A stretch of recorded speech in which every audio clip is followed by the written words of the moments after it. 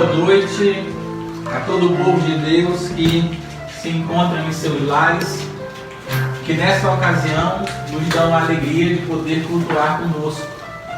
Nós nos sentimos muito felizes e honrados pela sua participação.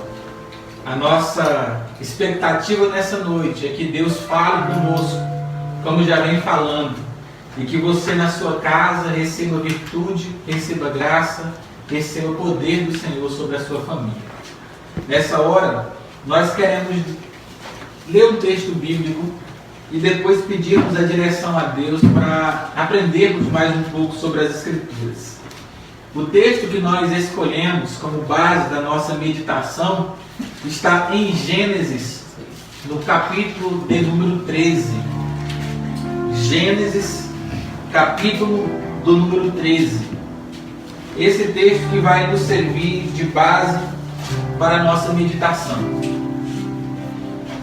Vou esperar aqui alguns segundos para que você na sua casa encontre o texto e possa também participar dessa leitura.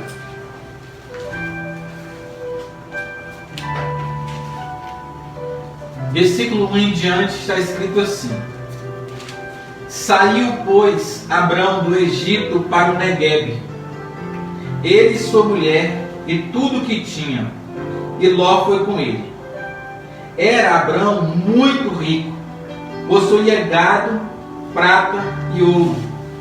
Fez as suas jornadas do Neguebe até Betel, até o lugar onde primeiro estivera a sua tenda, entre Betel e Ai, até o lugar do altar que outrora tinha feito.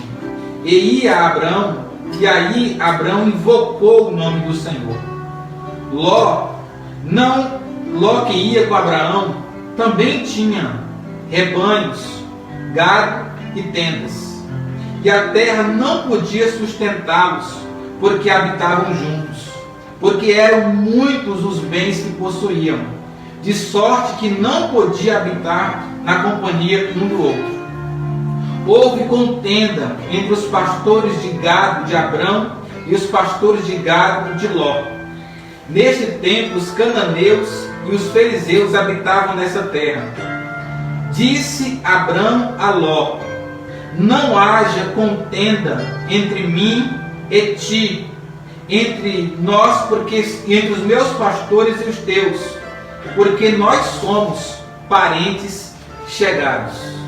Vamos parar por aqui e orar, depois pensarmos no texto. Pai, obrigado, Deus, porque certamente a Tua boa mão tem conduzido a nossa vida, tem conduzido a essa igreja e tem buscado conduzir todos aqueles que se ofertam ao Senhor como seus filhos. A nossa oração nessa noite, de fato, é de gratidão pelo privilégio que o Senhor nos concede de podermos continuar louvando o Senhor, independentemente das circunstâncias que nos cercam.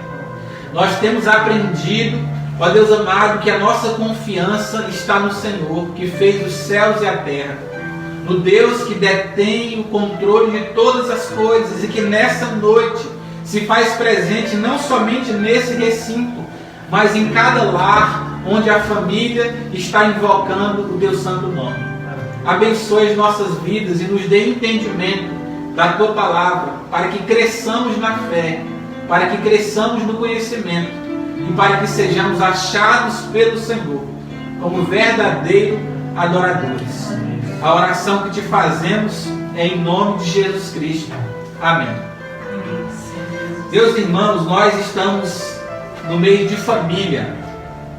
As igrejas batistas, na sua grande maioria, usam esse mês para poder pensar na importância da família e nos valores que a família precisa ter como uma família cristã.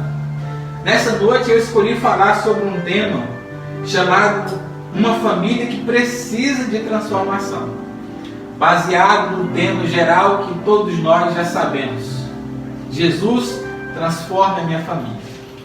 Meus irmãos, eu estou certo de que a família, como tantas outras instituições no mundo, necessita de mudança, necessita de transformações robustas na sua caminhada. O índice de divórcio no nosso país cresce alastradoramente. O número de filhos que agridem os seus pais, que abandonam os seus pais, também cresce. A família tem sido atacada no campo espiritual. E não são poucas as famílias que têm se deixado influenciar pelo mundo em que nós estamos inseridos. Isso tudo faz com que as famílias necessitem de transformação. Eu não sei qual é a área da sua casa, da sua família, que você precisa de mudança. Mas eu sei de uma coisa: se você tiver consciência que essa mudança é necessária, e se você permitir o Espírito Santo entrar no seio da sua família, inevitavelmente a sua casa será mudada. Amém. Eu sei que nós servimos um Deus que pode fazer muito por nós, em nós e também através de nós. Eu li certa feita um livro sobre família e uma frase especialmente marcou muito o meu coração, porque o autor disse que uma família bem ordenada na sua espiritualidade, ela fala mais sobre o Evangelho do que 100 sermões pregados dentro de um templo. Porque a família sai do templo, a família está na universidade, representada pelo filho que estuda, a família está lá na sala de aula, representada pela mãe que leciona, a família está representada nas multinacionais, representada pelo pai que tem que trabalhar e ganhar o pão de cada dia. E quando nós somos ordenados espiritualmente, onde nós estivermos, o Evangelho está sendo propagado por meio das nossas ações, por meio das nossas atitudes. As pessoas verão a nossa família e crerão em Cristo. E é justamente para esse fim que a Bíblia Sagrada tem nos convidado a viver. Famílias transformadas servem para poder propagar o Evangelho com mais qualidade. Nessa noite, o texto que eu escolho para usar é a vida de Abraão. Abraão tinha uma família. O grande patriarca das religiões monoteístas, cristianismo, judaísmo e islamismo, é Abraão. E Abraão é uma referência para todas essas religiões. E esse homem hoje é quem vai nos ensinar, a partir da sua família e a partir da sua experiência, como é que nós também podemos ser uma família que agradamos a Deus. O versículo 1 do texto que li e o versículo 2 diz assim: Saiu, pois, Abrão do Egito para o Neguebe, ele e sua mulher, e tudo que tinha, e Ló com ele. Era Abrão muito rico, possuía gado, prata e ouro. Aqui nós observamos a prosperidade financeira que a família de Abraão possuía. E é interessante nós observarmos que não era pouca a sua prosperidade. Aqui em Gênesis, no capítulo 12, no versículo 5, a Bíblia diz que quando Abraão saiu de Ur dos Caldeus, ele já possuía terra, empregados e tinha suas posses. Abraão já era um homem economicamente estável e Deus chamou para o ministério, porque Deus não chama só os pobres, Deus também chama os ricos. Esse homem vai para o Egito, e lá no Egito a Bíblia Sagrada diz que ele recebeu por parte do faraó, ele recebeu jumentos, ovelhas, escravos e camelos. O seu patrimônio ele foi aumentado. E agora, quando nós olhamos para esse texto, versículo 1 e 2, a Bíblia diz que Abrão, ele possuía, versículo 2, gado, prata e ouro. E a parte A do versículo diz que ele era muito rico. A palavra milionário, bilionário, trilionário não existe na composição das Escrituras Sagradas.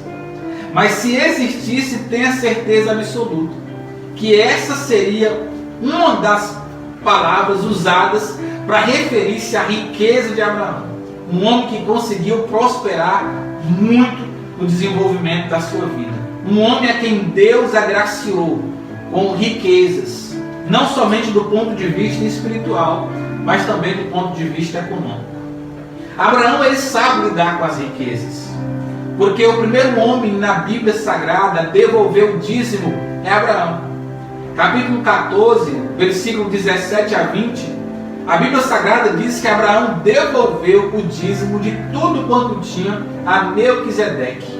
Melquisedeque, na tipologia bíblica, é o Cristo, é o próprio Jesus Cristo. Logo, toda oferta e todo dízimo devolvido, primeiramente é dado a Deus. E isso é interessante. Por que esse texto aqui tem tanto a nos ensinar? Porque no contexto evangélico que nós vivemos, há alguns extremos acerca desse assunto. Porque há um grupo que diz que a riqueza é sinônimo de espiritualidade. No contexto evangélico que nós fazemos parte, não são poucas as pessoas que dizem que quanto mais rico a pessoa for, mais abençoada ela é por Deus. Isso é um extremo, isso é um equívoco.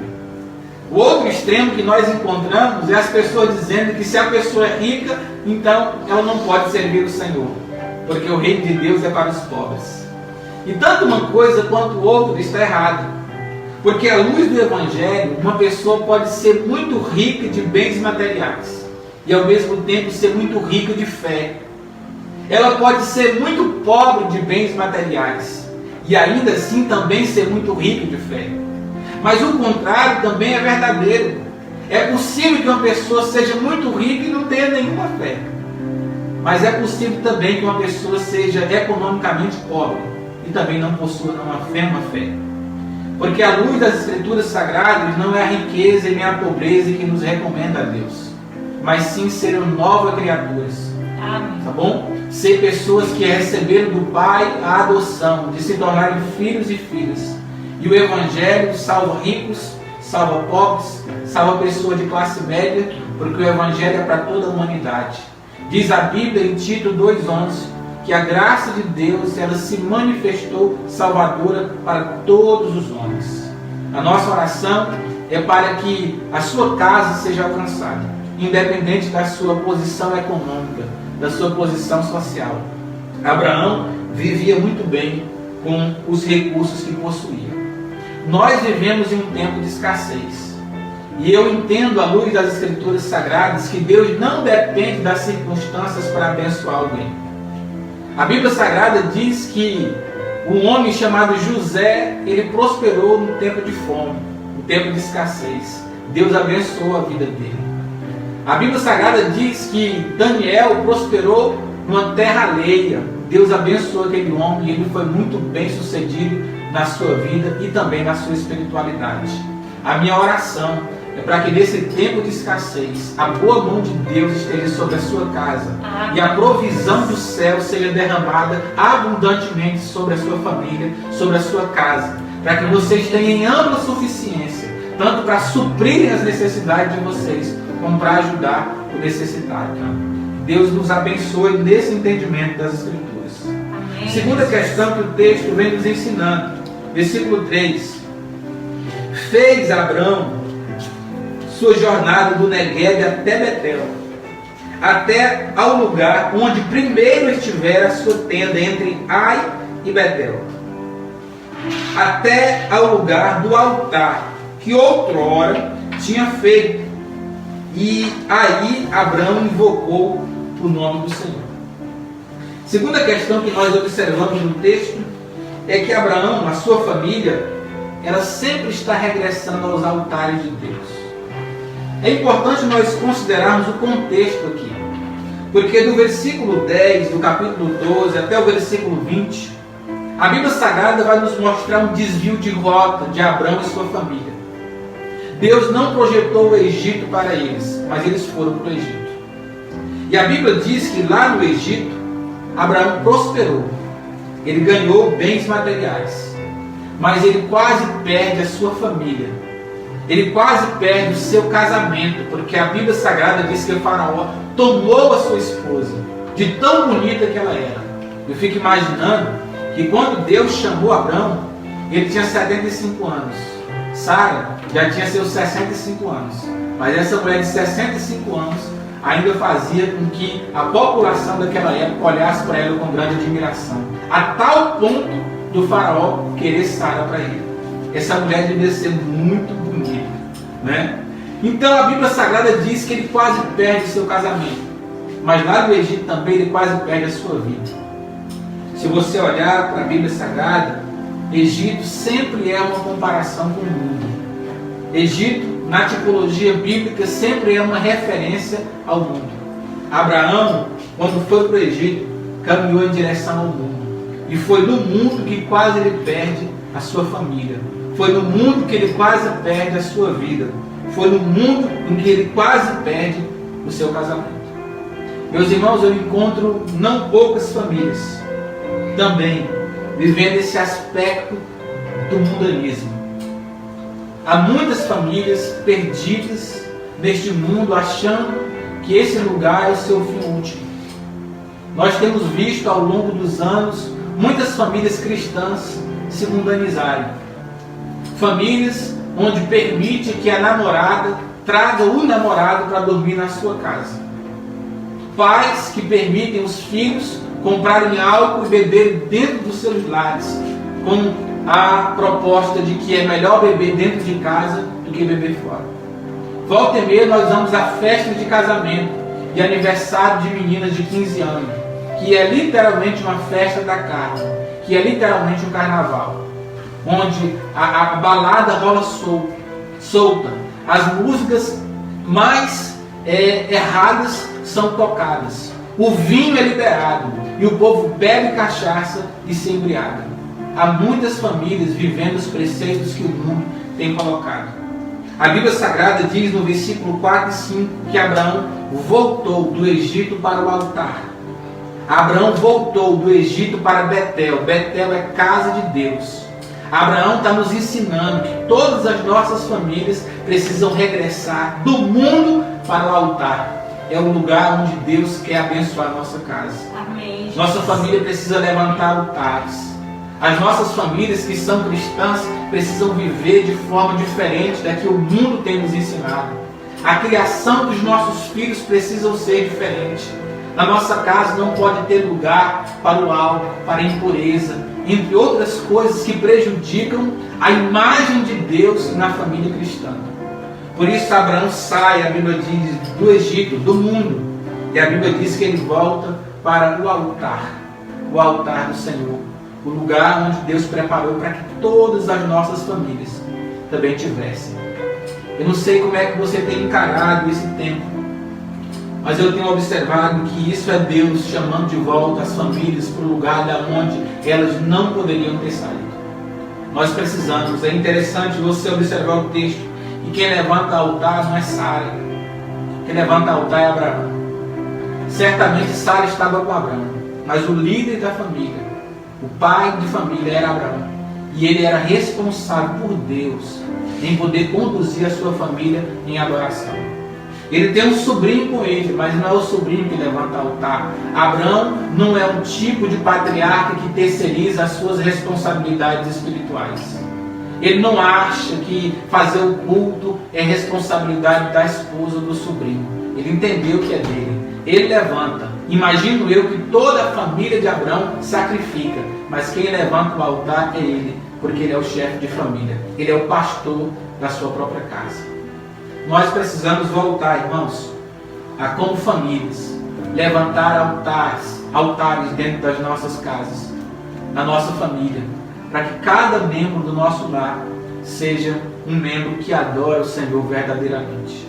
Amém. A terceira questão que eu quero abordar com os irmãos está aqui no versículo de número 6 em diante, no versículo de número 5 em diante, que diz: Ló, que ia com Abrão, também tinha rebanhos, gado e tendas, e a terra não podia sustentá-los para que habitassem juntos, porque eram muitos os bens que possuíam, de sorte que não podiam habitar na companhia um do outro. Houve contenda entre os pastores de gado de Abrão e os pastores de gado de Ló. Nesse tempo, os cananeus e os fariseus habitavam na terra. Terceira questão que eu quero abordar com os irmãos é que o dinheiro foi um gerador de conflitos na casa de Abraão. O texto sagrado diz que quando Abraão vai, Ló também o acompanha. Ló não foi chamado por Deus, mas ele montou na garupa de Abraão e andou com ele. Seguiu juntamente com ele. No decorrer da caminhada, a Bíblia Sagrada diz que Deus também abençoou a família e a vida de Ló. E a prosperidade que estava sobre a vida de Abraão também recaiu sobre a vida do seu sobrinho. Os dois se tornaram muito ricos naquela época. E a riqueza dessa família, irmãos, era tanta que a Bíblia diz que a terra não podia comportá-los. Dois grandes empresários, agroprecários, trabalhando, enriquecendo, prosperando, desenvolvendo, e a tal ponto da terra deles conversaram e dizer: cara, não dá para nós morarmos mais na companhia uns dos outros. Só que mais do que isso, o texto sagrado diz que os pastores de gado de Ló e os pastores de gado de Abraão começaram a brigar, começaram a se espancar, razão o dinheiro. O dinheiro começou a trazer para a família de Abraão conflitos. Detalhe, o conflito deles não é gerado pela escassez de bens, é gerado pelo excesso de bens. Você já parou para pensar que geralmente não são as famílias que pouco têm que brigam pelo dinheiro, mas são as que têm mais? Porque a escassez une as famílias, mas a capacidade de ter muito bens pode nos separar. As famílias que nasceram, e aqueles irmãos que hoje ouvem e que vieram de um lar pobre, sabem muito bem o que é isso. A nossa casa, com a ausência de recursos, fazia com que 4 meninos comessem dentro de um tacho, porque não tinha prato para dar para todo mundo. E aí a nossa mãe pegava ali uma isca de carne e colocava cada um de um lado do seu filho. E eles comiam e partilhavam aquela tigela para poder comer. A família estava unida ao redor da escassez. As famílias de poucos recursos, é comum que nas suas casas um quarto sirva para 4 filhos. Não é porque o pai tem prazer em ver os 4 filhos no mesmo quarto, é porque não tem recursos para produzir 2, 3, 4 quartos, um quarto para cada filho. O tempo vai passando, a família vai prosperando, e aí o filho que começa a ganhar dinheiro diz: agora eu não dependo mais do papai, eu vou vazar de casa, eu não aguento mais o abuso da mãe. Por quê? Porque o excesso de finanças fez isso com ele. Eu tenho visto muitas famílias brigarem pelo que têm. Eu tenho observado muitos casamentos entrarem em colapso por causa do dinheiro. É o terceiro índice de divórcio mais frequente na nossa nação, é o recurso financeiro. É a incapacidade que a família tem de gerar os seus recursos de uma forma agradável que glorifique a Deus. Nós temos que pensar sobre isso. A família não pode brigar por aquilo que conquistou. Rapaz namora com a moça e não tem com que conduzi-la, então coloca no varão de uma bicicleta. Namora, indo para um lado, indo para outro, come um lanche, senta na praça, e aí o rapaz pega a moça, leva de volta no varão da bicicleta para casa dos seus pais. Aí eles batalham para crescer, namoram, noivam, casam, os dois pobres. Mas a história vai nos mostrando que eles começam a trabalhar. E aí de repente conseguem comprar uma moto. Não tinha moto, agora tem uma moto. E agora eles começam a brigar, porque a mulher quer ir com a moto para um lado, o marido quer ir com a moto para o outro. O marido quer ir com um carro para o serviço, a mulher quer ir com um carro para o supermercado. E eles começam a brigar por causa da moto e do carro. Toque fogo nisso. Toque fogo na moto. Porque os bens não podem valer mais do que a nossa família. Os bens não podem ocupar esse lugar em nosso coração, porque o problema não é ter dinheiro no bolso, o problema é ter dinheiro no coração. E aí, quando no seio da nossa família a briga começa a acontecer por causa dos recursos, nós estamos dizendo com isso que mais vale o dinheiro do que um familiar nosso. E esse é um estado de mediocridade muito grande para uma família que se diz cristã. Nós temos que pensar sobre isso. Nós, como já disse, vivemos em um tempo difícil. E se você hoje, nesse tempo onde o mundo inteiro padece, algumas pessoas com fome, se você tem um concurso público, se você tem um serviço que te ofereça estabilidade de vida, se você é um pensionista ou um aposentado, coloque a mão para o céu e glorifique a Deus. Porque nós estamos vivendo em um tempo onde muitas pessoas não têm. E esses recursos que Deus colocou em sua mão, é verdade, é para que você supra as necessidades da sua família, mas que não fique em você. Você precisa aprender a partilhar o que tem com pessoas que não têm. A obra de Deus não pode parar, o reino de Deus não pode parar, famílias não podem padecer necessidade ao nosso lado, quando na verdade você todos os meses tem o seu salário. Porque essa crise financeira não atingiu todo mundo ainda. O concursado continua recebendo.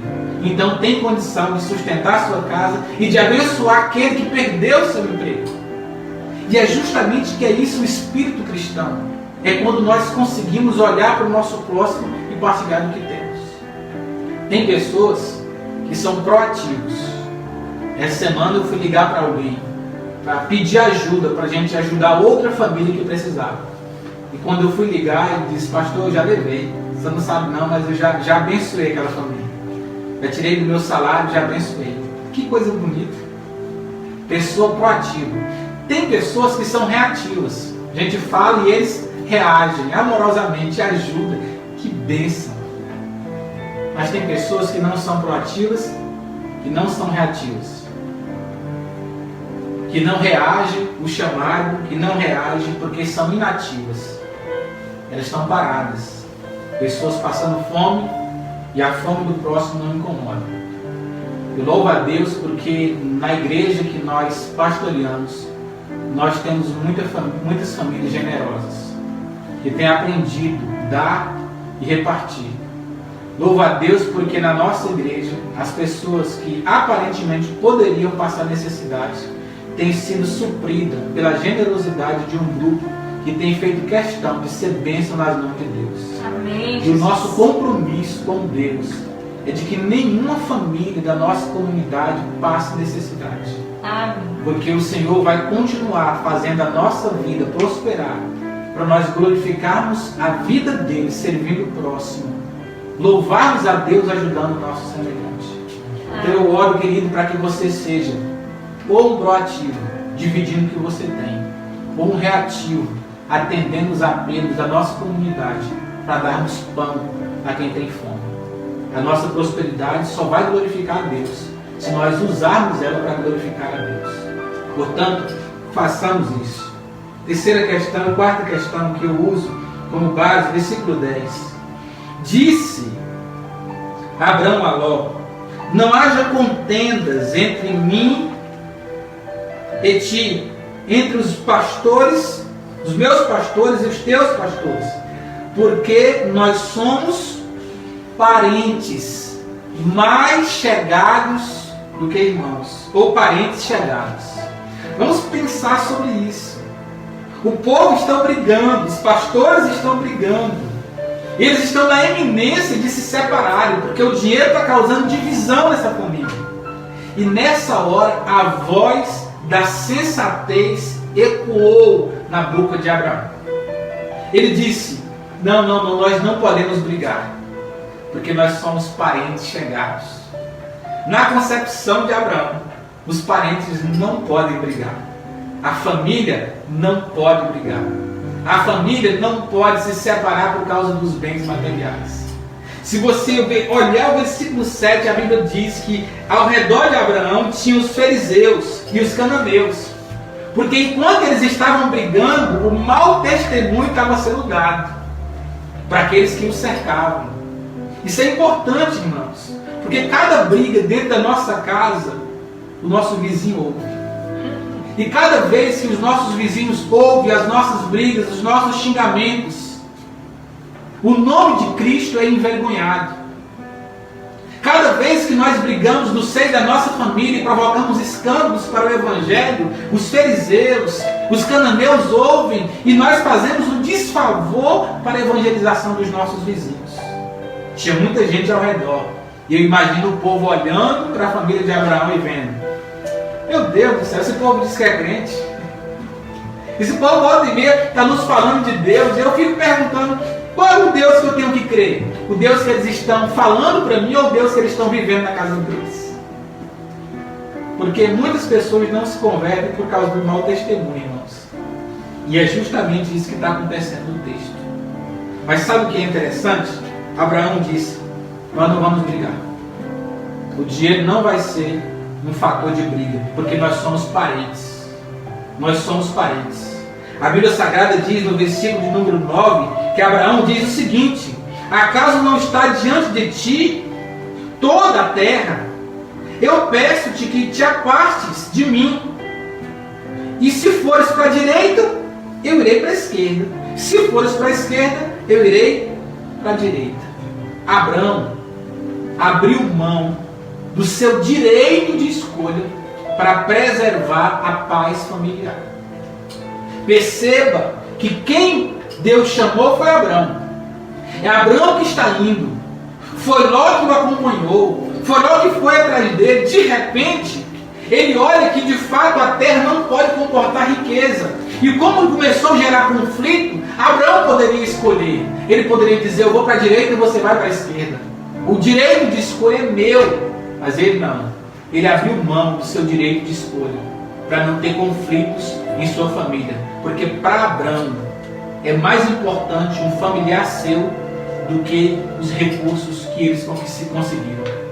Para Abraão é mais importante eu perder, abrindo mão da minha vontade, do que perder a sua amizade.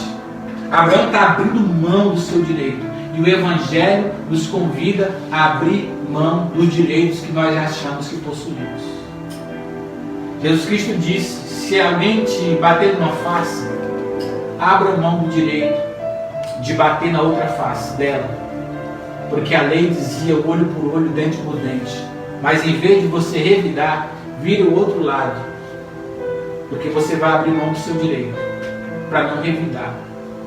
Quantas vezes nós encontramos no seio da família esses comportamentos de pessoas dizendo: se ele quiser, ele que vem pedir perdão. Se ele quiser, ele que se retrate, porque foi ele que errou. Eu estou no meu direito, daqui não saio, porque ninguém me tira. Joga fora seu direito. Porque é isso que Cristo nos ensina. Ele não precisava morrer na cruz. O direito dele era o trono, era o céu, era sempre a eternidade. Ele abriu mão para nos ensinar, pelo seu exemplo, também abrirmos mão para preservarmos a saúde emocional no seio das nossas famílias. Eu prefiro ser feliz do que ter razão. E eu acho que é mais ou menos isso que nós precisamos aprender a fazer. Andar harmoniosamente como famílias que precisamos todos os dias para glorificar a Deus e para permitirmos que Deus continue transformando a nossa caminhada, a nossa família e a nossa jornada.